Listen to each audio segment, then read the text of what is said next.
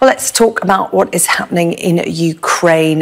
We're joined by retired Air Vice-Marshal Sean Bell. Sean, good to see you.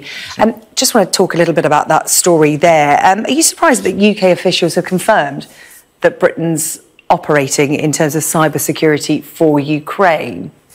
I'm not surprised that we've been involved in it. I am surprised they're talking about it. That's the government has announced today, although the timing is interesting with what else is going on in government at the moment. But the £6 million cybersecurity programme to support Ukraine, defend Ukraine against Russian cyber attacks. These have been conducted in huge numbers before the invasion, but peaked around the invasion time.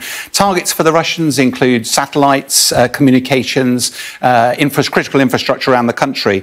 What's particularly interesting, I think, is that we've been covering the last couple of weeks the bombing campaign of Russia around critical national infrastructure around the country. It looks like the cyber attacks from Russia have been conducted on the same targets for months before that. OK, let's talk about what's actually happening on the ground. What can you update us on today?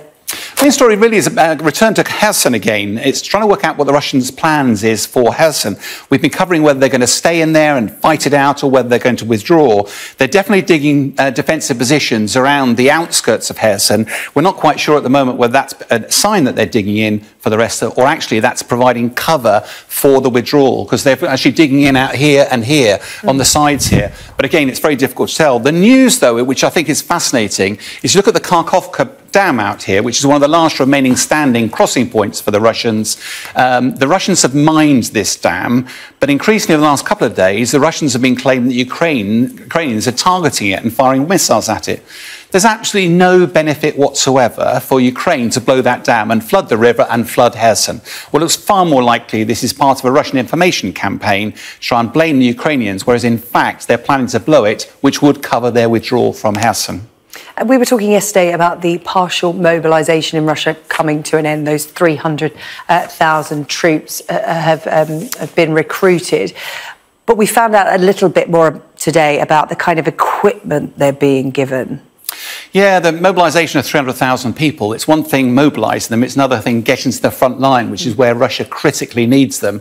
They're arriving very quickly, with very minimal training. Now we're hearing some of them have arrived without any weapons at all, and some of them are arriving with very, very old weapons. They're being issued with a very old AKM assault rifle, which was first brought into service in the 1950s.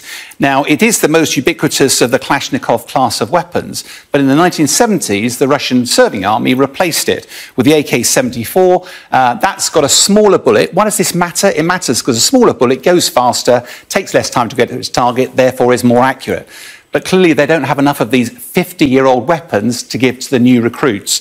But it's not just about and we're seeing some footage here recently taken of the Russian soldiers in Ukraine, and actually for the spotters, they'll see that they are using different forms of rifle.